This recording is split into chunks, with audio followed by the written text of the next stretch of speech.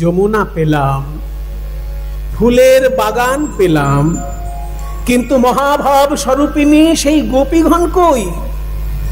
যে গোপীগণের সঙ্গে রাসলীলা হয়েছিল সেই গোপীগণ কোথায়? গোপীগণ তো সাধারণ নারী নয়। প্রেম ভালোবাসার যদি বিশুদ্ধ কোনো রূপ হয়, আর সেই বিশুদ্ধ ভালোবাসার যদি উচ্চ শিখরে কোনো ভাবনা হয়, তাকে বলে মহাভাব।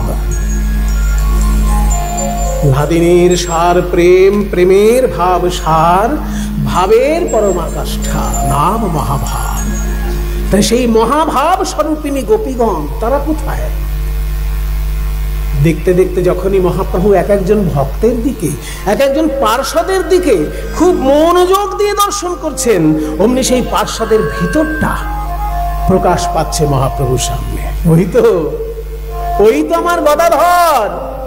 গদাধর তো আর কেউ নয়, সেই মহাভাব স্বরূপিণী রাধারানী তো গদাধর। এক একজন ভক্তের পূর্ব পূর্ব গোপী ভাবটা জেগে উঠছে।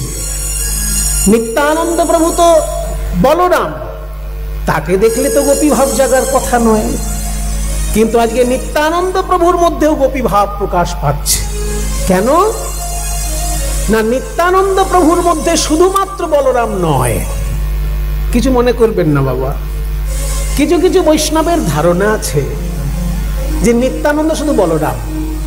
সেই জন্য অনেক সময় দেখা যায় রাধা কৃষ্ণ যুগলের পাশে শুধু গৌর রাখেন, নিতাই রাখেন না, এরকম দেখা যায়।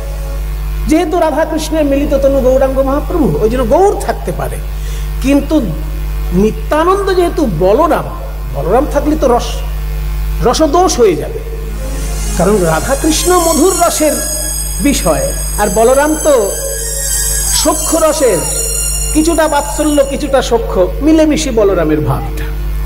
যেহেতু কৃষ্ণের থেকে বয়সে ছোট, যেহেতু বলরামের থেকে বয়সে কৃষ্ণ ছোট, ওই জন্য একটু বাৎসল্য রস কাজ করছে।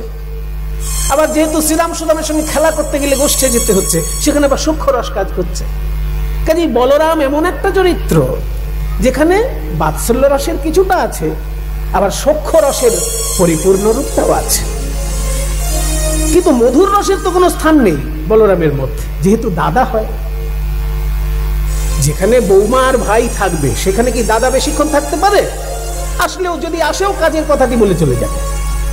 তাহলে রাধা কৃষ্ণ যেখানে আছে সেখানে তো বলরামকে রাখা যায় না। ওই জন্য রাধা কৃষ্ণের মিলিত তনু গৌরাঙ্গ মহাপ্রভু, গৌরাঙ্গ থাক, কিন্তু নিতাই যেন সেখানে না থাকে, এরকম একটা বদ্ধমূল ধারণা কিছু কিছু বৈষ্ণবের আছে। কিন্তু আসল ব্যাপারটা কি জানেন? তাঁরা শুধুমাত্র সংস্কৃত সাহিত্যকে অনুসরণ করেছেন, বাংলায় সাহিত্য যেগুলো আছে বৈষ্ণব পদাবলীর, সেগুলোকে অনুসরণ করেননি। বৈষ্ণব পদাবলীটাও তো একটা শাস্ত্র। সংস্কৃতে লেখা হলেই শুধু সেটা শাস্ত্র, আর বাংলায় লেখা হলে সেটা শাস্ত্র নয়, এটা কি কেউ বলবে? তাহলে তো চৈতন্য চরিতামৃতটাকে আগে বাদ দিতে হয়, কারণ চৈতন্য চরিতামৃতের রেফারেন্স সব সংস্কৃতে, কিন্তু মূল কথাগুলো তো সব বাংলায়। মূল কথা বাংলায়, রেফারেন্স সংস্কৃত। এটা চৈতন্য চরিতামৃত। কিন্তু চৈতন্য ভাগবত, সেখানে কটা সংস্কৃত শ্লোক আছে? খুব অল্প শ্লোক আছে। চৈতন্য ভাগবতে খুব অল্প শ্লোক আছে, কিন্তু প্রামাণ্য বেশি কোনটা ধরা হয়? চৈতন্য ভাগবত বেশি প্রামাণ্য ধরা হয়, কারণ সরাসরি নিত্যানন্দের শিষ্য তিনি। বৃন্দাবন দাস চৈতন্য ভাগবতের রচয়িতা, তিনি সরাসরি নিত্যানন্দের শিষ্য। কাজে তার মুখের কথাটা যতটা বেশি প্রামাণ্য হবে, কৃষ্ণদাস কবিরাজ তো অনেকটা দূরে, তার কথাটা তো অতটা প্রামাণ্য হবে না। হ্যাঁ, তার কথাগুলো ভুল নয়। কেন না, প্রত্যেকটি বাংলা কথার সঙ্গে সঙ্গে সংস্কৃত সাহিত্যগুলোর রেফারেন্সগুলো দেওয়া আছে। ওই জন্য চরিতামৃতের সব কথা সত্যি, কিন্তু প্রামাণ্য বেশি চৈতন্য ভাগবতই ধরতে হবে। অথচ চৈতন্য ভাগবত তো বেশিরভাগই বাংলা, খুব কম সংস্কৃত। তাহলে বাংলাটাও তো সাহিত্য, বাংলাটাও তো শাস্ত্র। সেই জন্য নিত্যানন্দ প্রভুর চরিত্র সম্পর্কে বা নিত্যানন্দ প্রভুর স্বরূপ সম্পর্কে শুধু সংস্কৃত শাস্ত্র অনুসরণ করলে হবে না। বাংলা পদাবলী সাহিত্যে আমরা দেখতে পাই যে নিত্যানন্দ প্রভুর স্বরূপ বর্ণনে সেইখানে লেখা হয়েছে যে নিত্যানন্দ প্রভুর ভিতরে বলরাম ছাড়াও একজন গোপী রয়েছেন সেখানে, এবং সেই গোপী যেমন তেমন গোপী নয়, অতি সাধারণ স্তরের গোপী নয়, সেই গোপী হচ্ছে সাক্ষাৎ রাধারানীর বোন, তার নাম অনঙ্গ মঞ্জরী। এটা জেনে রাখুন, যারা জানেন না তারা জেনে রাখুন, যারা জানেন তাদের কোনো ব্যাপার না। অনঙ্গ মঞ্জরী হচ্ছে রাধারানীর বোন। রাধারানী যেমন কৃষ্ণকে ভালোবাসতেন, অনঙ্গ মঞ্জরীও তেমন ভাবেই কৃষ্ণকে ভালোবাসতেন, কিন্তু তিনি রাধারানীর উপর দিয়ে কখনো যেতেন না, রাধারানীর আনুগত্যে থাকতেন। বৃষভানু রাজার একটি ছেলে, দুটি মেয়ে। বৃষভানু রাজার ছেলের নাম শ্রীদাম, আর দুটি মেয়ের মধ্যে বড় মেয়ের নাম রাধা, আর ছোট মেয়ের নাম অনঙ্গ মঞ্জরী। এই গোপন কথাগুলো শুনে রাখুন, তাহলে আপনাদের কোনোদিন ভুল ধারণাগুলো হবে না। এগুলো শাস্ত্রের কথা, বৈষ্ণব সাহিত্যের কথা, যে বৃষভানু রাজার একটি ছেলে, দুটি মেয়ে। ছেলের নাম শ্রীদাম, সে কৃষ্ণের বন্ধু, আর দুটি মেয়ের মধ্যে বড় মেয়ে যে, তার নাম রাধা, সে কৃষ্ণের প্রিয়তমা। আর যে ছোট মেয়ে, তার নাম অনঙ্গ মঞ্জরী, সেও কিন্তু কৃষ্ণকে ভালোবাসে, তবে রাধারানীকে ছাপিয়ে গিয়ে নয়, রাধারানীর আনুগত্য। তা বলরাম যখন কলিযুগে নিত্যানন্দ রূপে আসবেন ভাবছেন, সেই সময় অনঙ্গ মঞ্জরী মিলিত হলো বলরামের সঙ্গে, যে নিত্যানন্দ থাকবেন দাদা, কিন্তু তারই একই দেহে আমি গোপী অনঙ্গ মঞ্জরী যাব কলিযুগে। সেই জন্য যেমন রাধা আর কৃষ্ণ মিলে গৌরাঙ্গ মহাপ্রভু, তেমনি অনঙ্গ মঞ্জরী আর বলরাম দুইটি স্বরূপ রয়েছে প্রভু নিত্যানন্দের মধ্যে। তাই রাসলীলায় যখন মহাপ্রভু গদাধরের মধ্যে রাধাকে দেখছেন, ঠিক তেমনি নিত্যানন্দের ভিতরে অনঙ্গ মঞ্জরীকে দেখছেন। এমন নয় যে মধুর রসের লীলা হলেই সেখানে নিত্যানন্দের কোনো স্থান নেই, এটা একেবারেই ভুল ধারণা। এবার প্রত্যক্ষ প্রমাণ দিচ্ছি, এটা তো আমি সিদ্ধান্ত টেনে বললাম, এবার প্র্যাকটিক্যাল প্রমাণ দিচ্ছি, যে নিতাই চাঁদ যখন আড়িয়াদহে গিয়েছিলেন, আড়িয়াদহ নাম শুনেছেন? সোজা বাংলা এড়েদা বলে। এড়েদা নাম শুনেছেন তো? কোথায় এড়েদা? হাওড়া না, বীরভূম না, এই তো, তার মানে জানেন না। ধোয়া ধোয়া, হ্যাঁ, যারা ঠিক ঠিক গেছে তারা বলতে পারবে। দক্ষিণেশ্বরের পাশের গ্রামের নামই আড়িয়াদহ। দক্ষিণেশ্বর গেছেন তো জীবনে একবার, নাকি সেইটাও জাননি কখনো? শুধু খাচ্ছেন আর ঘুমোচ্ছেন। একটু ঘুরে আসবেন তীর্থগুলো, কারণ তীর্থে যেতে হয় মহাপুরুষদের চরণধুলি পাওয়ার জন্য। দক্ষিণেশ্বরে গেলেই মা কালী আপনাকে একবারে দেখা দিয়ে দেবেন না, কিন্তু ওখানে যত মহাপুরুষ গেছেন তাদের চরণধুলিগুলো তো ওখানেই আছে। রামকৃষ্ণদেবের চরণধুলি ওখানে আছে, স্বামী বিবেকানন্দের চরণধুলি ওখানে আছে, যেতে তো হবেই। তাই দক্ষিণেশ্বর থেকে উত্তর দিকের গ্রামটা আড়িয়াদহ, আর দক্ষিণেশ্বর থেকে দক্ষিণ দিকের গ্রামটা বরাহনগর। বরাহনগর আমার জন্মস্থান, আমার গর্বে বুকটা ভরে যায়। কারণ বরাহনগরে রামকৃষ্ণদেবের যেমন অনেক লীলা আছে, তেমনি চৈতন্য মহাপ্রভু বরাহনগরে 3টে দিন কাটিয়েছেন। শ্রীমদ্ ভাগবত শ্রবণ করে ওখানে উন্মাদের মতন ক্রন্দন করেছেন আর নৃত্য করেছেন। বরাহনগরের মাটি মহাপ্রভুর চোখের জলে ভিজে গেছে। সেই বরাহনগরটা হচ্ছে দক্ষিণেশ্বর থেকে দক্ষিণ দিকে, আর আড়িয়াদহটা হচ্ছে দক্ষিণেশ্বর থেকে উত্তর দিকে, ঠিক পাশাপাশি গ্রাম। ওই আড়িয়াদহে দাস গদাধরের শ্রীপাঠ ছিল। গদাধর পণ্ডিত যেমন একজন গৌর পার্ষদ, তেমনি দাস গদাধর একজন নিত্যানন্দ প্রভুর পার্ষদ, মহাপ্রভুরও পার্ষদ। সেই দাস গদাধরের বাড়ি ছিল আড়িয়াদহে। সেইখানে যখন প্রভু নিত্যানন্দ গেছিলেন, তার ভিতরে এমন ভাবনা জাগলো যে ওখানে একটা মাধবীলতার কুঞ্জ ছিল। সেই মাধবীলতার কুঞ্জ থেকে একটা ডাল নিয়ে নিলেন, মাধবীলতার একটা ডাল নিলেন, লতা পাতাগুলো ছাড়িয়ে নিয়ে একটা মাধবীলতার ডাল হাতে লাঠির মতো করে নিলেন।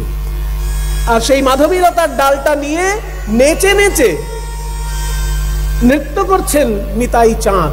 কোন ভাব নিয়ে? না, দান লীলার ভাব নিয়ে। দান লীলার ভাব নিয়ে নিত্যানন্দ প্রভু মাধবীলতার ডাল নিয়ে নাচছেন। আর দান লীলার ভাব পড়ে মনে পড়েছে বলে সঙ্গে সঙ্গে সেখানে বাসুদেব ঘোষের দাদা মাধব ঘোষ উপস্থিত ছিলেন। বাসুদেব ঘোষরা অনেক ভাই, কিন্তু 3 ভাই প্রধান, মাধব ঘোষ, গোবিন্দ ঘোষ আর বাসুদেব ঘোষ। এই তিনজন মহাপ্রভুর প্রিয়। কেন না এরা কীর্তন এত ভালো গাইতেন যে মহাপ্রভু খুব ভালোবাসতেন এদের। তাই শাস্ত্রে বলা হয় মাধব গোবিন্দ বাসু এই তিন ভাই, যাহার কীর্তনে নাচে চৈতন্য গোসাই।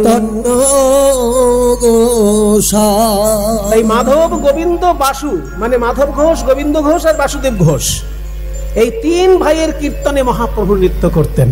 তার মধ্যে বড় ভাই যেহেতু মাধব ঘোষ, ওই মাধব ঘোষ তখন দানলীলার পদাবলী কীর্তন গিয়েছিলেন।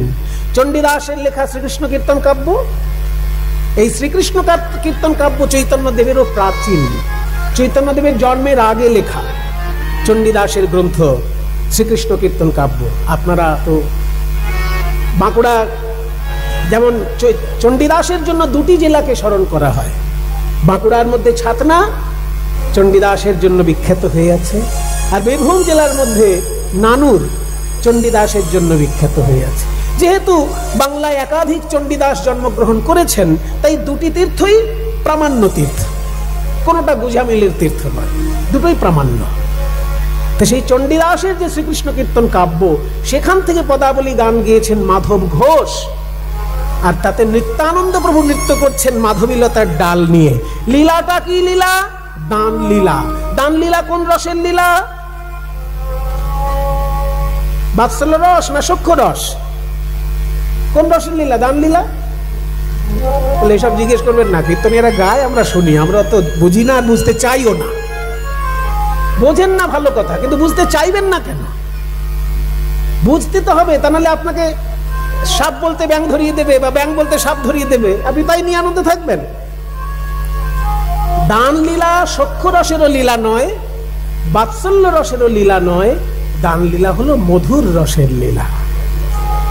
তাহলে দান লীলা যেহেতু মধুর রসের লীলা, সেখানে নিত্যানন্দ লাঠি নিয়ে নাচছেন কি করে?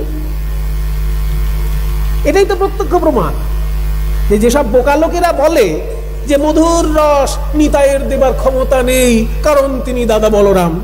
আরে বোকা, বসো, ঝগড়া করতে ইচ্ছে করছে, আগে ঝগড়া করে নিয়ে।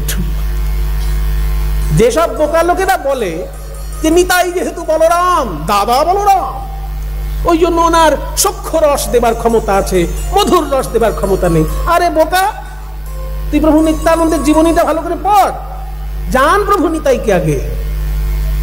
প্রভু নিতাই চাঁদ যদি মধুর রসের অধিকারী না হন, তাহলে দান লীলায় তিনি মাধবীলতার ডাল নিয়ে নৃত্য করছেন কি করে? করতেনই না জীবনে ওইসব লীলা আস্বাদন। আসলে নিত্যানন্দ শুধু বলরাম নয়, নিত্যানন্দের মধ্যে যেমন বলরাম খেলা করছে, তেমনি নিত্যানন্দের মধ্যে রাধারানীর বোন, নিজের বোন অনঙ্গ মঞ্জুরি খেলা করছে। ওই জন্য মহাপ্রভু যখন নিত্যানন্দের দিকে তাকাচ্ছেন, তার মধ্যে গোপী ভাব দেখতে পাচ্ছেন। বলে এরাই তো তারা রে, এরাই তো তারা রে, ওই বৃন্দাবনে ছিল যারা, এরাই তো তারা রে, ওই বৃন্দাবনে ছিল যারা, এরাই তো তারা রে। দাঁড়াও দাঁড়াও দাঁড়াও দাঁড়াও, সাধারণ শ্রোতা হিসেবে আমার একটা বক্তব্য আছে। এখন আমি কীর্তনিয়া নই, 5 মিনিটের জন্য আমি একটু শ্রোতা। সাধারণ শ্রোতা হিসেবে আমার একটা প্রশ্ন আছে, যেটা শ্রোতারা করতে পারবে না, তাই তাদের পক্ষ হয়ে আমি করছি। সেটা হচ্ছে যে মহাপ্রভু যখন পার্শ্বদের দিকে দেখছেন, তাদেরকে গোপী ভাবছেন কেন? কারণ তারা তো পুরুষ, আর শ্রীকৃষ্ণের সঙ্গে যারা নেচেছিল তারা তো নারী। বৃন্দাবনে যমুনার তীরে যারা নেচেছিল তারা নারী, তারা গোপী। আর মহাপ্রভুর সঙ্গে গঙ্গার তীরে যারা নাচছেন তারা সবাই পুরুষ, একটাও নারী নেই। মায়েরা কিছু মনে করবেন না, যদি ওই পুরুষ দলের মধ্যে একটা নারী ঢুকে যেত, মহাপ্রভু সেখানে নাচতেন না, বার করে দিতেন। কারণ ছেলে আর মেয়ে মিলে ধেই ধেই করে নাচবে, তাতে ভাব জাগ্রত হবে মহাপ্রভুর, এটা কখনো হয়নি। ছেলেরা নাচতেই পারে, মেয়েরাও নাচতে পারে, কিন্তু হুড়োহুড়ি ধাক্কা ধাক্কি করে নয়। মেয়েরা একদিকে নাচুক, ছেলেরা একদিকে নাচুক, কিন্তু ছেলে মেয়ে মিলেমিশে হই হুল্লোড় করে নাচবে আর তাতে একটা বিশৃঙ্খল তৈরি হবে, এটা কখনো ভক্তি ধর্ম নয়। তার প্রত্যক্ষ প্রমাণ দিচ্ছি। যখন চৈতন্য মহাপ্রভু শ্রীবাস অঙ্গনে কীর্তন করছেন, একদিন কীর্তন গাইতে গাইতে শ্রীবাসকে বলছে, শ্রীবাস, আজকে আমার কিছুতেই হৃদয়ে ভাব উদয় হচ্ছে না, ঘরে কিছু একটা অসুবিধা আছে। শ্রীবাস ভাবলো ঘরে কি অসুবিধা, দেখলো ঘর তো আমি পরিষ্কার করে দিয়ে গেছি। কিছুক্ষণের মধ্যে দেখলো ঘরের কোণে একটা বড় ঝুড়ি উল্টানো আছে, বড় একটা ঝুড়ি উল্টানো আছে। শ্রীবাস ভাবছে এইটা তো আগে ছিল না, এটা আবার কে এনে রাখলো। এই বলে সেই ঝুড়িটাকে যখনই শ্রীবাস তুলেছে, দেখে ঝুড়ির মধ্যে একটা বুড়ি, যেমন তেমন বুড়ি নয়, শ্রীবাসের শাশুড়ি। আসলে শ্রীবাসের শাশুড়ি একটু সন্দেহ বাতিগ্রস্ত ছিলেন। উনি মনে মনে ভাবতেন যে কি এমন রসের কীর্তন হয় যে আমার জামাই ওই নিমাইয়ের সঙ্গে কীর্তনের ঘরে ঢুকলে আর বেরোতেই চাই না, আমাদের সঙ্গে গল্প টল্প খুব একটা করতে চায় না, কীর্তনের ঘরে গেলে কি আছে রস ওখানে, শুনেছি মধুর রসের কীর্তন, কি মধুর রস। এইটা দেখার জন্য একটা বড় ঝুড়ি মাথায় চাপা দিয়ে শ্রীবাসের শাশুড়ি ঘরের কোণে বসেছিলেন, আর মহাপ্রভুর ওই কীর্তন হচ্ছে দলবল নিয়ে। মহাপ্রভু বলছেন আমার ভাব উদয় হচ্ছে না, মানে শ্রীবাসের শাশুড়ি শুধু উপস্থিত আছেন বলেই মহাপ্রভু ভাব উদয় হচ্ছে না। তখন শ্রীবাস সেই শাশুড়িকে করজোড়ে বলছে, মা, আপনি আমার মাতৃ সমতুল্য, আপনি আমার মাই, আমার স্ত্রীর মা, মানে আমারও মা আপনি। আপনার চরণ ধরে অনুরোধ করছি, আপনি এখনই কীর্তন ঘর ত্যাগ করুন, কারণ আপনার জন্য আমার মহাপ্রভুর ভাব উদয় হচ্ছে না, এটা মোটেই বাঞ্ছনীয় নয়, আপনি দয়া করে অন্য ঘরে যান। শ্রীবাসের শাশুড়ি ওই ঘর ছেড়ে বাইরে এলেন, তারপর মহাপ্রভুর কীর্তনে ভাব উদয় হলো। তাহলে চিন্তা করুন যে নারীর উপস্থিতি মাত্র মহাপ্রভুর কাছে কষ্টদায়ক হচ্ছে, আর সেইখানে মহাপ্রভু ধেই ধেই করে সব ছেলে মেয়ে একসঙ্গে নাচবেন, এটা কখনো হতেই পারে না। তাই মহাপ্রভু যখন নাচছেন রাসলীলার ভাব নিয়ে, তার সঙ্গে সবাই ছেলে, কিন্তু কৃষ্ণ যখন যমুনার তীরে নেচেছেন রাসলীলা, সেখানে সবাই মেয়ে ছিল। তাহলে কি করে এরাই তো তারা রে, এরাই তো তারা রে, তখন থেকে বলছেন। এটি হচ্ছে সাধারণ শ্রোতার পক্ষ থেকে প্রশ্ন। এবার কীর্তন জগতের উত্তর হচ্ছে, হে ভক্তগণ, ভালো করে খেয়াল করুন, মহাপ্রভুর সঙ্গে যারা নৃত্য করছেন তারা সবাই পুরুষের শরীর ধারণ করেছেন মাত্র, কিন্তু তাদের হৃদয়ের ভাব হচ্ছে গোপী ভাব। কেন না, বৃন্দাবনে একদিন গোপীগণ কেঁদে বলেছিল, হে কৃষ্ণ, ও হে নাগর বর, শুনো হে মুরলীধর, মুরলীধর, নিবেদন করি রাঙা পায়, ওই চরণ নখর মণি, চরণ নখর মণি, যেন চাঁদের গাঁথনি, যেন চাঁদের গাঁথনি, ভালো শোভে দাসীর গলা,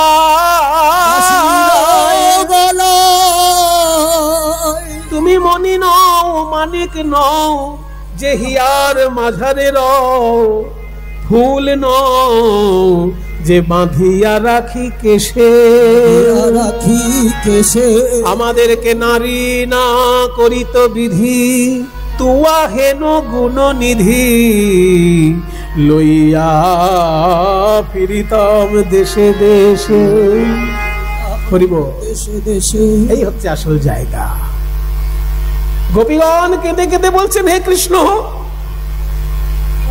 আমরা সারাক্ষণ সংসারের কাজে ব্যস্ত থাকি, তোমায় ভালোবাসি, কিন্তু মুখ ফুটে কখনো বলতে পারি না কাউকে, জানো। তুমি যদি একটা মণিমাণিক্য হতে, চুনি পান্না হিরে এরকম কিছু যদি একটা হতে, তাহলে আমার হৃদয়ে হারের পদক করে তোমায় ঝুলিয়ে রাখতাম, হৃদয়ের হারে তোমায় পদক করে ঝুলিয়ে রাখতাম। তুমি যদি মণিমাণিক্য হতে, আর তুমি যদি ফুল হতে, তাহলে বিনুনির মধ্যে তোমাকে সাজিয়ে রাখতাম।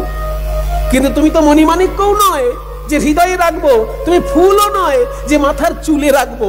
তাই আমাদের মনের বড় ইচ্ছা, নারী না হয়ে যদি কখনো পুরুষ হতাম, যখন খুশি পথে বেরিয়ে যেতাম, তোমার সঙ্গে নেচে গিয়ে আনন্দ করতাম, কারোর কিছু বলার থাকতো না। নারী না করিত বিধি, তুয়া হেন গুণ নিধি, লইয়া ফিরিতাম দেশে দেশে। দেশে দেশে এই যে গোপীদের মনের ব্যথা, সেই ব্যথা দূর করলেন যোগ মায়া কলিযুগে। সেই গোপীদেরকেই কলিযুগে পাঠালেন, কিন্তু পুরুষের দেহ দিয়ে পাঠালেন। ওই যে জয়রূপ সনাতন ভট্ট রঘুনাথ, শ্রীজীব গোপাল ভট্ট দাস রঘুনাথ, এই 6 জন যে গোসাই, এরা সবাই দেখতে পুরুষ, কিন্তু ভিতরটা গোপী ভাবে ভরা। এরা সবাই গোপী, তাই দেখতে পুরুষ হলেও এরা আসলে গোপী। বলে এটা প্রমাণ কি? এটা তো মুখের কথাও হতে পারে। প্রমাণ ভালো করে চেয়ে দেখো গৌর পার্ষদ গণের পানে, তারা যদি বৃন্দাবনের গোপী নাইবা হবে, তবে তাদের নয়ন ধারা কেন এইভাবে প্রবাহিত হয়? এই রকম কৃষ্ণ বলে কাঁদা কি কেউ কাঁদতে পারে যদি কারোর ভিতরটা গোপী ভাবে পূর্ণ না হয়? বলি এরাই তো তারা রে, এরাই তো তারা রে, এরাই তো তারা রে, এরাই তো তারা রে। নয়ন ধারায় পড়ল ধরা, বলি এরাই তো তারা রে, নয়ন ধারায় পড়ল ধরা, বলি এরাই তো তারা রে। এরা যদি বৃন্দাবনের গোপী নাইবা হবে, বৃন্দাবনের গোপী নাইবা হবে, কৃষ্ণ কৃষ্ণ বলে এদের প্রেম ধারা বইবে কেন? ধারা বইবে কেন? এরাই তো তারা রে, এরাই তো তারা রে। বলি নয়ন ধারায় পড়ল ধরা, এরাই তো তারা রে, এরা নয়ন ধারায় পড়ল ধরা, এদের কৃষ্ণ বলতেই বহে ধারা, নয়ন ধারায় ধরা, কৃষ্ণ বলতে পড়ল ধারা, ধারায় পড়ল এদের ধরা, কৃষ্ণ বলতে বহে ধারা, ধারায় পড়ল ধরা, কৃষ্ণ বলতে বহে ধারা, ধারায় পড়ল ধরা, কৃষ্ণ বলতে বহে ধারা। এরাই তো তারা রে। এই সহচর গণ ব্রজ গোপীয়নুমা। বাহ, এক এক করে সবাই পেলাম। কিন্তু রাসলীলায় যত গৌর পার্ষদ নাচছেন, সব থেকে বেশি আনন্দ কার হচ্ছে? হ্যাঁ গো, আমাদের এই দলের মধ্যে সব থেকে বেশি বয়স তেনার মনে হচ্ছে নাকি? ঠিক বলছি না ভুল বলছি? দাদা বয়স কত? মনে হচ্ছে, ওনার দেখে মনে হচ্ছে, কিন্তু বয়স বেশি নয়। আচ্ছা, মনে করুন কীর্তনের দলে তো নানান বয়সের লোক থাকে। কারো 20 বছরের ছেলে হয়তো করতাল বাজাচ্ছে, আবার দেখা যাবে 70 বছরের একটি লোক খোল বাজাচ্ছে। 20-70। এবার নাচার সময় যখন আসবে, কার বেশি নাচা উচিত? 70 না 20? 20-র বেশি নাচা উচিত, কারণ তার বয়স অল্প আছে, খেলাধুলার মতন ফোর্স হচ্ছে ভিতরে, একটা অ্যাথলেটিক ফোর্স। এই যে অ্যাথলেটিক ফোর্স, তাহলে খেলাধুলার মতন যাদের ভিতরে একটা ফোর্স থাকে, সে তো নাচবে বেশি, বয়সটা কম হলে ভালো হয়। কিন্তু মজার ব্যাপার হচ্ছে, মহাপ্রভুর দলে যারা আছে, সব থেকে বয়স বেশি যার, তিনি আজকে সব থেকে বেশি নাচছে। সব থেকে বয়স বেশি যার।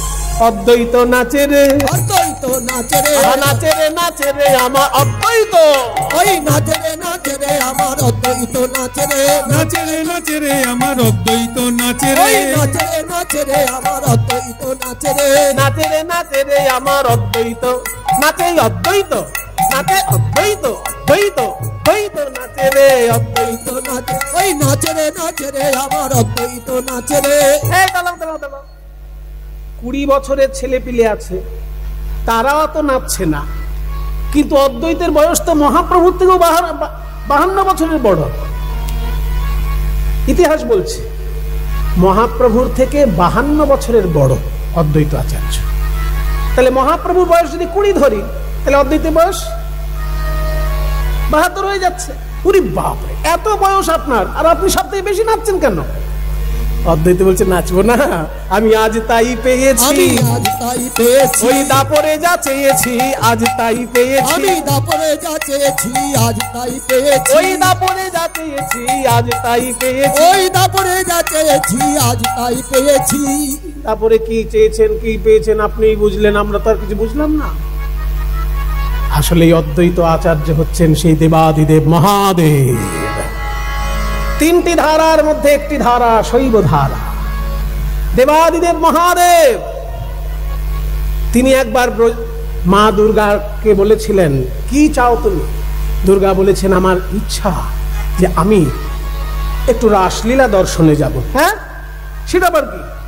রাসলীলা মানে রসানাম সমূহ ইতি রাস, বহুবিধ রসের যেখানে সমন্বয়, সেইটা হচ্ছে রাসলীলা। এই লীলা তো আর খুব সহজ নয়।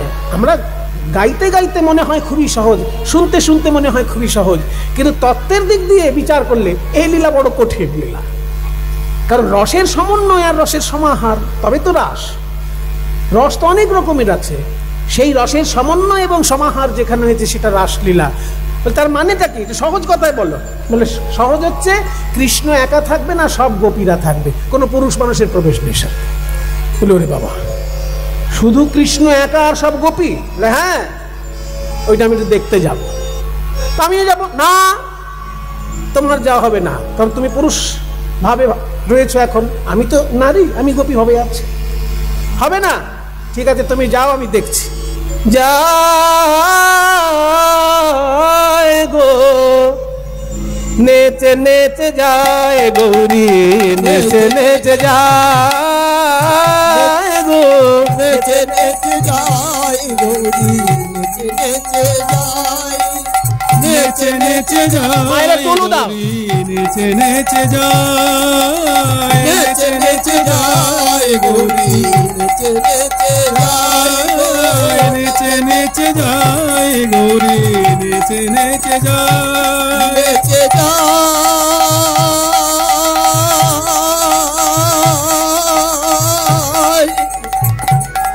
নেচে যায়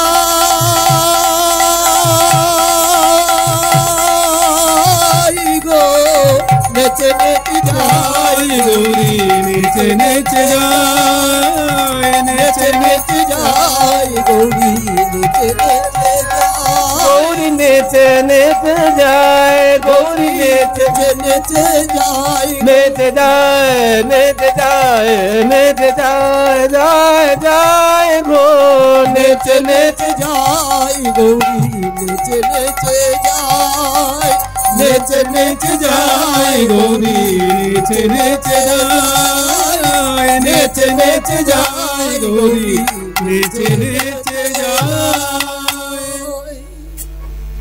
মা দুর্গা তো গোপী ভাবে প্রবেশ করলেন, কারণ তিনি তো যোগমায়া। যোগমায়া যোগেশ্বরী না গেলে তো লীলা হবেই না। শিব ঠাকুর মনে মনে ভাবছেন, বাবা এখানে সবাই নারী আর আমি পুরুষ, কি করে যাব? তো রাসমঞ্চের বাইরে দেখছেন একটা ওড়না পড়ে আছে। ওই যে রাসলীলার পদে বলা হয়েছে না যে কোন কোন গোপীর গা থেকে ওড়না খুলে পড়েছে বাইরে। খাসাতা বাসানা রসানা চোলি গলিতা বেনি দোলনি, পদাবলীর মধ্যে আছে। খাসাতা বসানা, বসন খসে পড়ছে। রসানা চোলি, রসন হচ্ছে এক রকমের অলংকার যা উড়ুতে থাকে। রসাতু রসনা পিতব ঘন জঘন মন্ডলে ঘোষয়তু মন্মথ নিদেশম, জয়দেবের গীত গোবিন্দে আছে না যে রসাতু রসনা পিতব ঘন জঘন মন্ডল। জঘন, জঘন মানে হচ্ছে উরু। তো ব্রজগোপীদের উরু দেশে যে অলংকার থাকতো তাকে বলে রসনা। তা খসত বসনা রসনা চোলি, চোলি মানে ওড়না। তাহলে খসত বসনা রসনা চোলি গলিতা বেনি দোলনি, বিনুনি খুলে গিয়ে পিঠের উপর দুলছে। এই হচ্ছে গোপীদের রূপ যাবার সময়। তো যদি কারোর ওড়না খসে পড়েছে, এমন গোপীও তো আছে, সেই রকম খসে পড়ে থাকা একটা ওড়না মহাদেব মাথায় দিয়ে যেই না রাস মঞ্চে প্রবেশ করেছেন, অমনি রাসচক্র বন্ধ হয়ে গেল। গোবিন্দ বুঝলেন গোপী ভাব ছাড়া অন্য ভাবের প্রবেশ নিশ্চয়ই ঘটেছে। গোপী ভাব ছাড়া অন্য ভাবের প্রবেশ ঘটলেই রাসচক্র বন্ধ হয়ে যাবে, রসের ব্যাঘাত ঘটলেই রাস বন্ধ। কারণ রসের সমন্বয়, রাসলীলা মানে রসের সমন্বয়, তাহলে রসের ব্যাঘাত হলেই বন্ধ হবে। যেই গোপী ভাব ছাড়া অন্য ভাবের প্রবেশ করেছে, ঘটেছে অমনি রাসচক্র বন্ধ। গোবিন্দ চিন্তা করলেন, গোপী ছাড়া কে আছো এখানে? কেউ স্বীকার করছে না। এবার সকল গোপীর মুখ দেখতে দেখতে শিব ঠাকুরের সামনে এসে যখন দাঁড়িয়েছে, শিব ঠাকুর তখন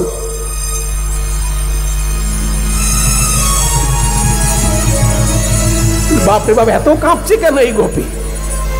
কে তুমি? আমি শ্বেত গোপী। হ্যাঁ, শ্বেত গোপী? এরকম তো কোনো গোপী নেই। আসলে সাদা সাদা ছাই মাখানো আছে পায়ে, সাদা ছাই দেখা যাচ্ছে পায়ে, কি আর বলবে শ্বেত গোপী? আমি শ্বেত গোপী। শ্বেত গোপী? তাহলে দেখি তোমার মুখটা একটু দেখি, ওড়নাটা সরাও। যেই না গোবিন্দ জোর করে ওড়না সরিয়ে দিয়েছেন, মহাদেব এ তুমি কি করলে? মহাদেব করজোড়ে মহাদেব স্তব করছে, হে কৃষ্ণ করুণা সিন্ধু দীনবন্ধো জগৎপতে গোপেশ গোপিকাকান্ত রাধাকান্ত নমোস্তুতে। নমো ব্রহ্মণ্য দেবায় গোব্রাহ্মণ হিতায় চ জগদ্ধিতায় কৃষ্ণায় গোবিন্দায় নমো নমঃ। শ্যামং হিরণ্য পরিধিং বনমাল্য পরঃ ধাতু প্রবাল নটবেশ মনোব্রতাংশে বিন্যস্ত হস্তমিতরেণ ধুনানমব্জಂ कर्णोत्पलालक कपोल मुखाब्जहासं बरहापीडं नटवरवपुः कर्णयोः कर्णिकारं बिभ्रद्वास कनककोपीशं वैजयन्तीं च बालां रन्ध्रान् वेणोरधरसुधया पूरयन् गोपवृन्दैः वृन्दारण्यं स्वपधर्मणं प्राविशद् गीतकीर्तिः दीपार्चिदेव हि दशान्तरमभ्युपेत्य दीपायते वृत्तिहेतु समानधर्मा यस्तादृगेव च हि विष्णुतया विभाति गोविन्दमादिपुरुषं तमहं भजामि गोविन्दमादिपुरुषं तमहं भजामि गोविन्दमादिपुरुषं तमहं भजामि गोविन्दमादिपुरुषं तमहं भजामि।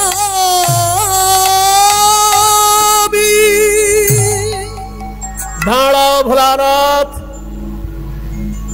স্তব করে তুমি আমাকে ক্ষান্ত করতে পারো, কিন্তু অপরাধ মুক্তি তোমার হবে না। হে গোবিন্দ, তুমি কি জানো না ভোলানাথ, আমার সকল রসের মধ্যে মধুর রস শ্রেষ্ঠ, আর মধুর রসের সমস্ত লীলার মধ্যে লীলা মুকুটমণি রাস লীলা শ্রেষ্ঠ। কারণ সেখানে মহাভাব স্বরূপিণী গোপীগণের পূর্ণ আত্মসমর্পণ ঘটেছে, আর সেই পূর্ণ আত্মসমর্পণের লীলায় গোপী ভাব ছাড়া অন্য ভাবের প্রবেশ নিষেধ। এই কথা জানা সত্ত্বেও তুমি গোপী হতে না পেরে গোপী পোশাক নিয়ে প্রবেশ করেছো। তাই গোপীর পরিচ্ছদ ধারণ করে যখন তুমি প্রবেশ করেছো, সেই শাস্তি তো তোমায় পেতেই হবে। আগামী কলিযুগে তুমি নরকুলে জন্মগ্রহণ করো। অবজানন্তি মাং মূঢ়া মানুষং পরিণাতমাশ্রিতং পরং ভাবজানন্তো মম ভূত মহেশ্বর। এই বাণীটি গীতার বাণী, ভগবান শ্রীকৃষ্ণের বাণী, যে বোকা লোকেরা ভগবানকে নররূপে লীলা করতে দেখে অবজ্ঞা করে। খুব মন দিয়ে শুনবেন। কিছু কিছু লোক ভাবে যে ভগবান যদি হবে তার লীলাগুলো এরকম মানুষের মতো কেন? মানুষ আর ভগবান কি এক জিনিস? মানুষ আর ভগবান এক জিনিস নয়, কিন্তু ভগবান মানুষের মতো লীলা করতে ভালোবাসেন। এটা বোকা লোকেরা বোঝে না, এবং বোঝে না বলেই ভগবান গীতায় তাদেরকে বোকাই বলছেন। বলছে অবজানন্তি মাং মূঢ়া। মূঢ়, মূঢ় শব্দের বহু বচনে মূঢ়া মানে বোকা গুলো, বোকারা। অবজানন্তি মানে অবজ্ঞা করে, অবজানন্তি মাং মানে অবজ্ঞা করে আমাকে। মূঢ়া বোকা লোকেরা আমাকে কেমন দেখে অবজ্ঞা করে? না মানুষিং তনুমাশ্রিতম, আমি যখন নর দেহ ধারণ করি তখন আমাকে দেখে অবজ্ঞা করে। মানুষিং তনুম মানে মানুষের মতো তনু আমি যখন ধারণ করি তখন বোকা লোকেরা আমার তত্ত্ব না বুঝে আমাকে অবজ্ঞা করে। অবজানন্তি মাং মূঢ়া মানুষিং তনুমাশ্রিতম, কেন না পরম ভাবম অজানন্ত, আমার পরম ভাবটা তারা জানে না, আমার আসল স্বরূপটা তারা জানে না। কেমন সেটা না মমভূত মহেশ্বরম, আমি যে সমস্ত জীবের মহেশ্বর, আমি যে সমস্ত জীবের অধীশ্বর, এই তত্ত্বটা তারা জানে না, তাই নররূপে আমাকে লীলা করতে দেখে আমাকে অবজ্ঞা করে। আর তুমিও সেই কাজই করেছো। একা কৃষ্ণ পুরুষ আর সব নারী, এইটা চিন্তা করে তুমি গোপী হতে না পেরে গোপী সেজে এসেছো। তাই আগামী কলিযুগে তুমি নরকুলে জন্মগ্রহণ করো।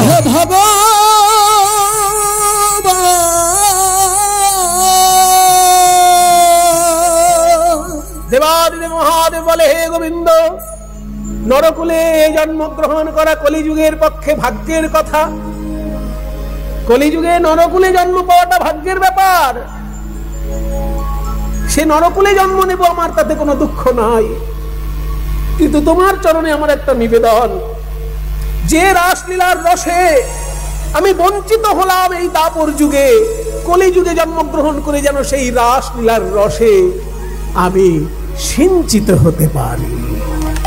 দাপরে বঞ্চিত, কলিতে সেই রসে সিঞ্চিত হতে পারি। গোবিন্দ বললেন, এ তো বড় বড় ফেরে ফেললে আমাকে, ফের। হ্যাঁ, আমি বললাম তুমি মানুষ হয়ে জন্মাবে, অমনি তুমি বললে তোমার লীলার রস যেন আমি পাই। তার মানে আমাকেও তোমার সঙ্গে যেতে হবে, আমি না গেলে তো আমার লীলার রসটা দিতে পারবে না কেউ। তো তোমার সঙ্গে আমিও যাব ভোলানাথ। আগামী কলিযুগে তুমি অদ্বৈত আচার্য রূপে আমার জন্মের 52 বছর আগে তুমি জন্মগ্রহণ করবে, আমার ভূমিটা তুমি প্রস্তুত করবে, সেইখানে গিয়ে আমি লীলা করব। যেদিন রাসলীলার রস আস্বাদন করব, সবার আগে তুমি পাবে সেই রস, তোমার জন্য কলিজীব পাবে সেই রস।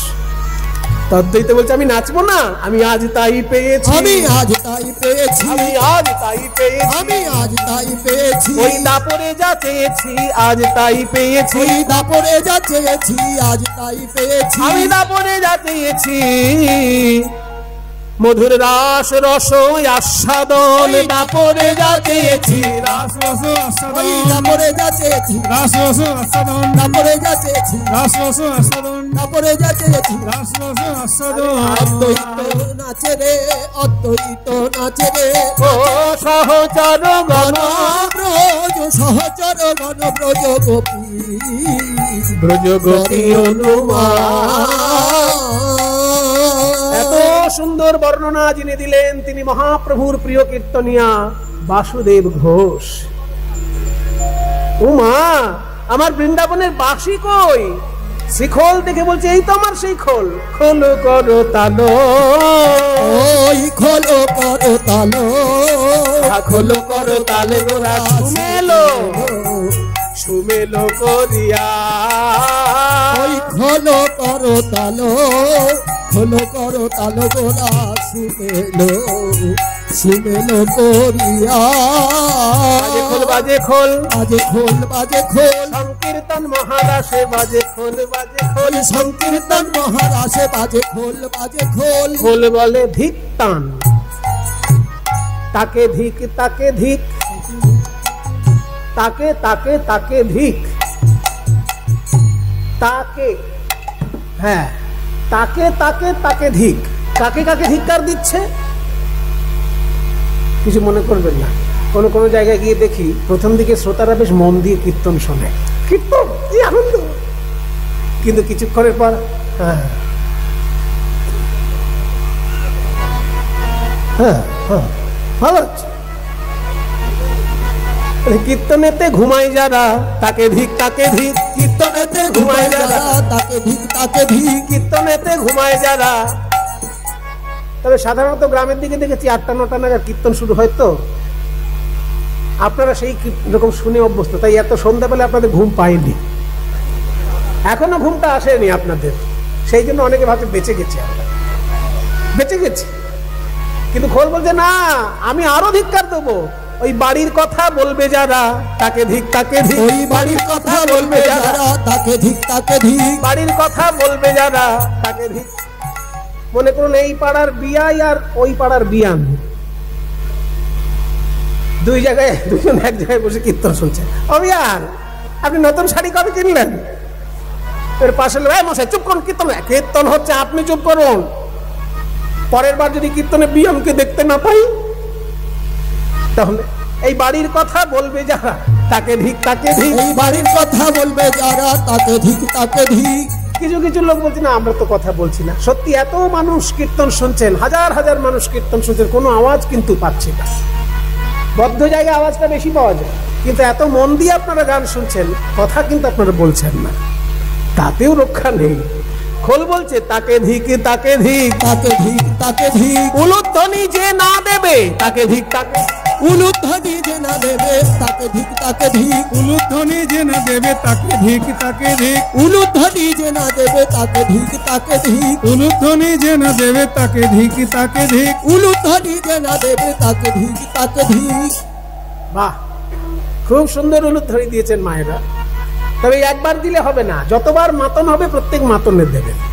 আর বাবা আপনারা এবার কিন্তু সাবধান, এই যে আমি বলছি না, ইনি বলছেন। খোল বলে তাকে ধিক তাকে ধিক। তাকে ধিক তাকে ধিক। হরি বল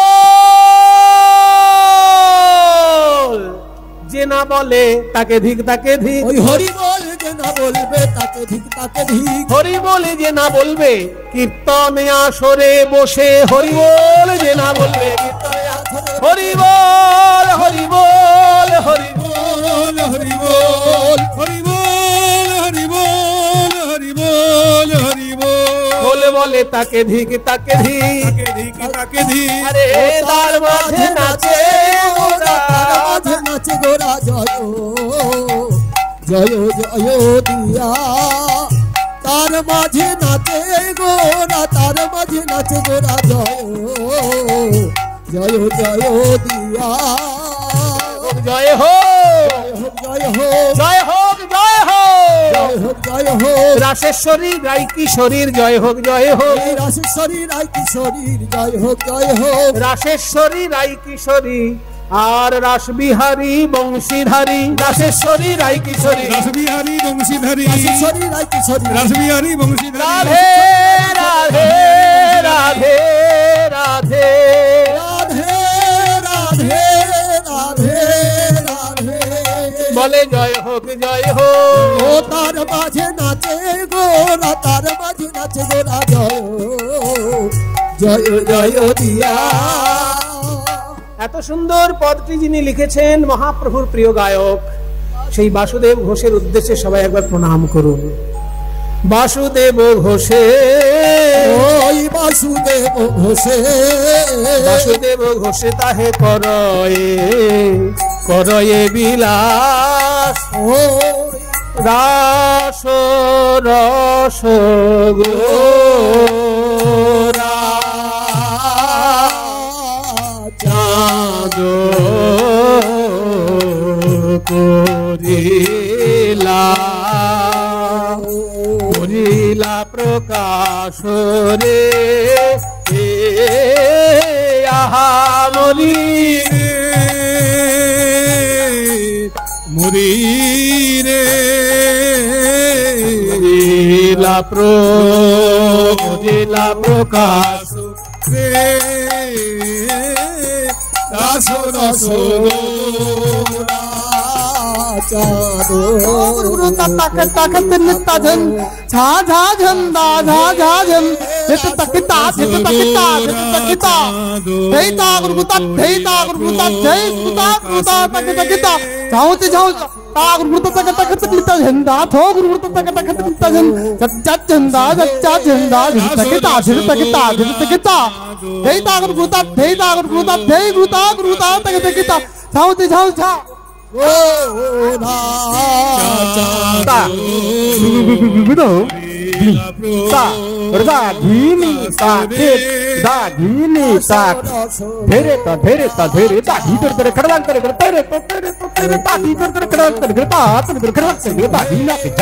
नाक झा दागी नाक भैया तीन ताके डॉक्टर कर भैया तीन ताके डॉक्टर कर दागी नाक झा दागी भैया तीन ताके दागी इधर कर भैया तीन ताके दागी इधर कर दागी नाक झा दागी नाक गोरा चांदो गोरिला प्रो सुरे रासो रासो गोरा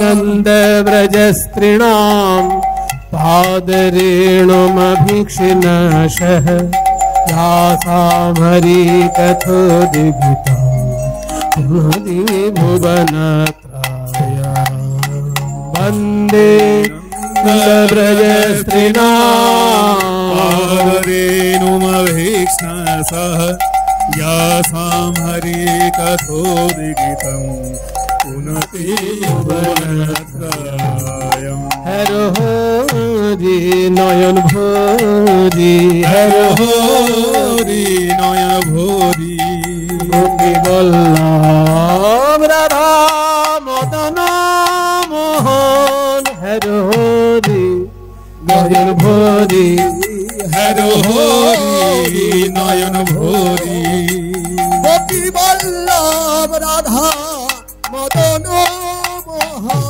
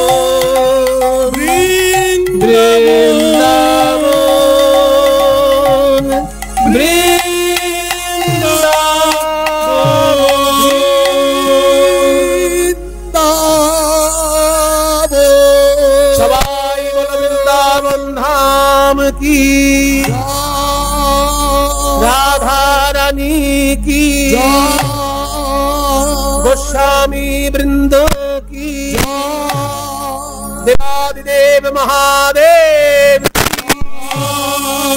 जोग माया माई की निजो निजो श्री गुरु महाराज की মধুময় ধাম বৃন্দাবন। ভাগবতের রাসলীলার বর্ণনা দশম স্কন্ধের 29 অধ্যায় থেকে শুরু হয়ে 33 অধ্যায় পর্যন্ত 5টি অধ্যায়ে বর্ণনা আছে। 29, 30, 31, 32, 33 এই 5টি অধ্যায় ধরে রাসলীলার বর্ণনা আছে। 5টির মধ্যে মাঝখানের অধ্যায়টি অর্থাৎ 31 নম্বর অধ্যায়টি গোপীগণের ক্রন্দনের বর্ণনা আছে। জয়তি তেধিকং জন্মনা ব্রজ শ্রেয়ত ইন্দিরা শশ্বদত্রহি দয়িত দৃশ্যতাং দিক্ষু তাবকাস্ত্বয়ি ধৃতাশবস্ত্বাং বিচ্ছিন্নতে। এই অধ্যায়টি চৈতন্য মহাপ্রভুর অত্যন্ত প্রিয়, কারণ ওরা চৈতন্য মহাপ্রভুর চোখের জলে যে মাটি ভিজে গেছে এইখানকার শ্লোক শুনে। তব কথামৃতং তপ্ত জীবনম।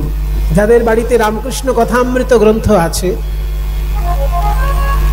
দুটোই তো প্রধান অমৃত গ্রন্থ আমাদের বাংলার, একটা রামকৃষ্ণ কথামৃত আর একটা চৈতন্য চরিতামৃত। এই দুটি অমৃতের হাঁড়ি যদি আপনার বাড়িতে থাকে তাহলে দেখবেন ক্ষুধা তৃষ্ণার কষ্ট আপনাকে কষ্ট দিতে পারবে না, সাংসারিক দুঃখ আপনাকে কষ্ট দিতে পারবে না। এই দুটো অমৃতের হাঁড়ি বাড়িতে রাখতে হবে। একটার নাম রামকৃষ্ণ কথামৃত আর একটার নাম চৈতন্য চরিতামৃত। এই রামকৃষ্ণ কথামৃত গ্রন্থটি যখনই খুলবেন, বই শুরু হওয়ার আগে দেখবেন একটা পাতায় একটা সংস্কৃত শ্লোক আছে। একটা শ্লোক দিয়ে শুরু রামকৃষ্ণ কথামৃত, আর সেই শ্লোকটা এই 31 নম্বর অধ্যায়ের 9 নম্বর শ্লোক। তব কথামৃতম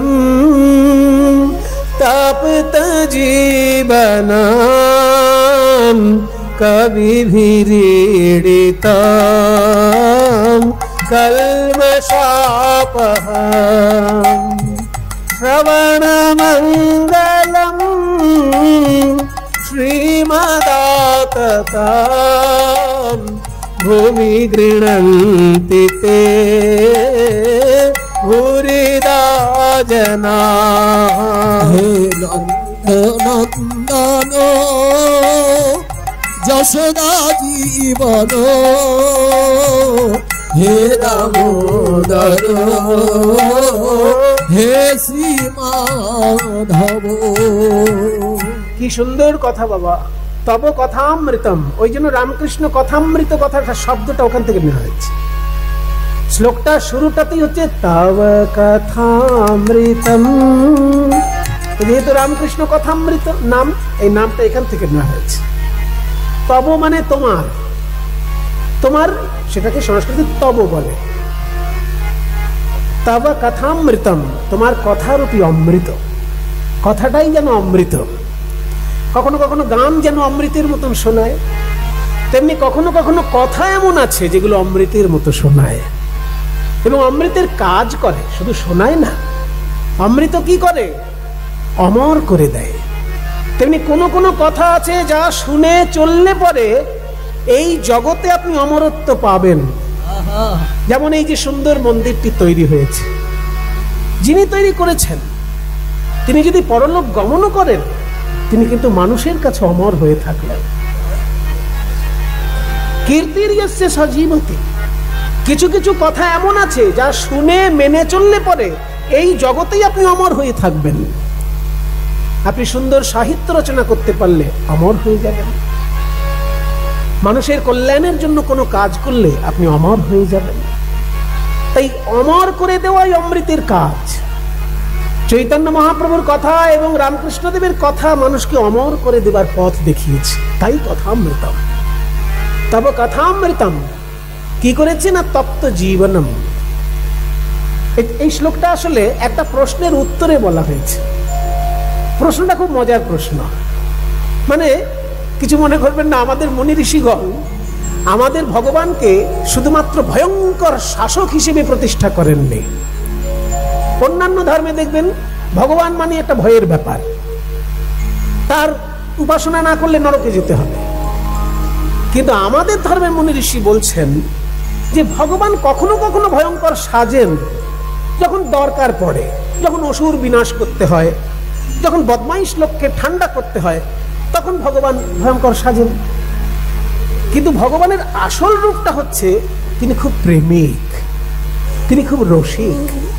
তিনি শুধুমাত্র কঠোর শাসক নন, তিনি রসিক এবং প্রেমিক। আর রসিক আর প্রেমিক যে হবে সে কিন্তু মিষ্টি মিষ্টি কথা বলতে পারে, কখনো কখনো আবার খোঁচা দেওয়া কথাও বলতে পারে। তো এই শ্লোকের প্রশ্ন যেটা কৃষ্ণ করেছেন গোপীদের কাছে, সেটা খোঁচা দেওয়া কথা। খোঁচাটা হচ্ছে যে গোপীগণ বলছে, হে কৃষ্ণ দেখা দাও নিলে মরে যাচ্ছি, দেখা দাও মরে যাচ্ছি, নাহলে দেখা দাও নিলে মরে যাচ্ছি, এগুলো বলেছেন এর আগে। এবার কৃষ্ণ আড়াল থেকে হঠাৎ বলছেন, কই এখনো তো মরলে না, মরে দেখাও, তারপর দেখা দিচ্ছি। যদি সত্যিই তোমরা কেউ আমাকে ভালোবাসো তাহলে এখনো মরনি কেন? এইটা হচ্ছে প্রশ্ন, মজার প্রশ্ন না? যে তোমরা বলছো ভালোবাসি, না দেখলে থাকতে পারছি না, তো ভালোবাসার প্রমাণ তো এই যে প্রিয়তমকে না দেখলে সে মরে যায়। শুনেছি কবিতা টবিতায় লেখা আছে যে প্রিয়তমকে না দেখলে প্রিয়তমা মরে যায়। তো এখনো তোমরা মরনি কেন? মরনি যখন, তাহলে ঠিক ঠিক ভালোবাসো না। এই কথাটা কৃষ্ণ বলছেন গোপীদেরকে, আর তার উত্তরে গোপীগণ এই শ্লোকটা বলছে যে আমরা মরিনি কেন? তব কথামৃতম, আহা তোমার কথারূপী অমৃত আমাদেরকে বাঁচিয়ে রেখেছে, মরতে দেয়নি। তব কথামৃতম, আমাদের মরতে দেয়নি, মরণাপন্ন অবস্থা আমাদের, কিন্তু মরতে পারছি না ওই কথামৃতের জন্য। এইবার কথামৃতর বৈশিষ্ট্য কি কি পরের শব্দগুলো বলছে। তপ্ত জীবনম, তপ্ত জীবনম মানে, তপ্ত মানে কি? তপ্ত মানে কি? গরম। আর জীবনম মানে, জীবন মানে প্রাণ। তাহলে তপ্ত জীবন মানে গরম প্রাণ। কি উদ্ভট মানে হলো এটা? গরম প্রাণ। তোমার কথা হচ্ছে গরম প্রাণ না, এটা একটু ঘুরিয়ে ধরতে হবে। এখানে জীবন মানে প্রাণ নয়, এখানে জীবন মানে হচ্ছে জল। জলের আরেক নাম জীবন, শুনেছেন না? হ্যাঁ, তাহলে তপ্ত জীবন মানে এখানে গরম প্রাণ নয়। তাহলে জীবন মানে যদি জল হয়, তপ্ত জীবন মানে তাহলে কি গরম জল? সেটা আরো উদ্ভট হয়ে যাচ্ছে। তোমার কথা হলো গরম জল, ওইভাবে ধরলে হবে না। ওই জন্য বলছে ভাগবত পড়লেই আপনি মানে বুঝতে পারবেন না, ৬ গোস্বামীর টিকা অনুসরণ করতে হবে। সনাতন গোস্বামীপাদ টিকা রচনা করেছেন, বৃহৎ বৈষ্ণব তৌশনী টিকা। জীব গোস্বামীপাদ টিকা রচনা করেছেন, ক্রমসন্দর্ভ টিকা, আবার লঘু বৈষ্ণব তৌশনী টিকা। মানে একটা লিখে মনে হলো ঠিক ঠিক যেন হলো না, আবার লিখেছে। ক্রমসন্দর্ভ লিখেছেন, আবার লঘু বৈষ্ণব তৌশনী টিকা জীব গোস্বামী। আবার বিশ্বনাথ চক্রবর্তীপাদ লিখেছেন সারার্থদর্শিনী টিকা। এইগুলো না পড়লে এর সঠিক মর্মার্থ উপলব্ধি হবে না, শুধু অনুবাদ, কাঠখোট্টা অনুবাদ হয়ে যাবে। এখানে তপ্ত জীবন মানে গরম জলও নয়, গরম প্রাণও নয়, একটু ঘুরিয়ে ধরতে হবে। উত্তপ্ত মরুভূমিতে পথহারা পথিকের কাছে একটু জল যেমন প্রাণদায়ক, তেমনি সংসার রূপী মরুভূমিতে যারা পথ হারিয়েছে তাদের কাছে কৃষ্ণ কথা প্রাণদায়ক। এখানে অর্থটা এই রকম দাঁড়াচ্ছে। তপ্ত জীবনং, তপ্ত মানে গরম, জীবন মানে জল, ঠিকই, কিন্তু ঘুরিয়ে ধরতে হবে। যে মরুভূমিতে কোনো একটা লোক পথ হারিয়ে ফেলেছে, তাহলে অবস্থা কি? তার প্রাণ যায় যায় অবস্থা। সেই সময় যদি কেউ একটুখানি জলও দেয়, তার প্রাণটা ফিরে আসে। ঠিক তেমনি সংসার রূপী মরুভূমিতে যারা পথ হারিয়ে ফেলেছে, তার একটু যদি কৃষ্ণ কথামৃতের সন্ধান পায়, একদম বেঁচে গেল, প্রাণদায়ক ঔষধ।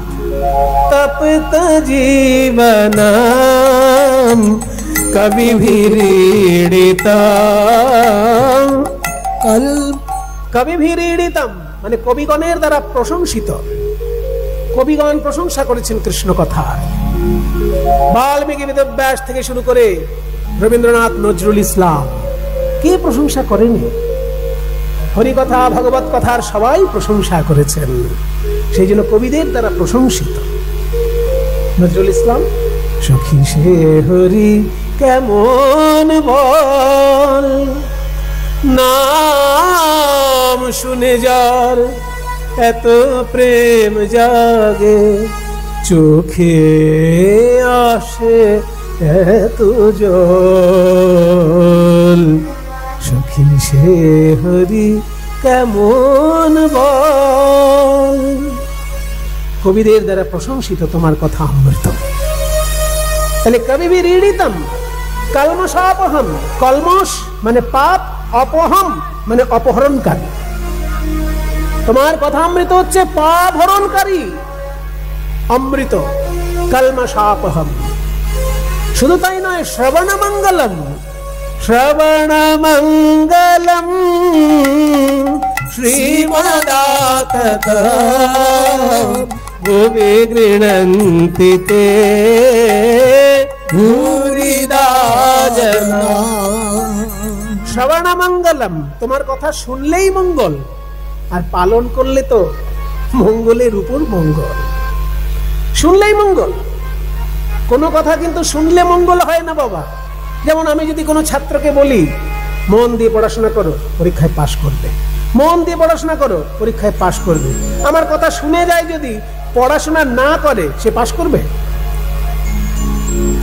সে তো শুনেই গেছে, মাস্টার বলেছে মন দিয়ে পড়ো, পাশ করবে, কিন্তু জীবনে পড়লো না, তাহলে পাশ করবে? শুনে পড়তে হবে, তবে তো পাশটা করবে।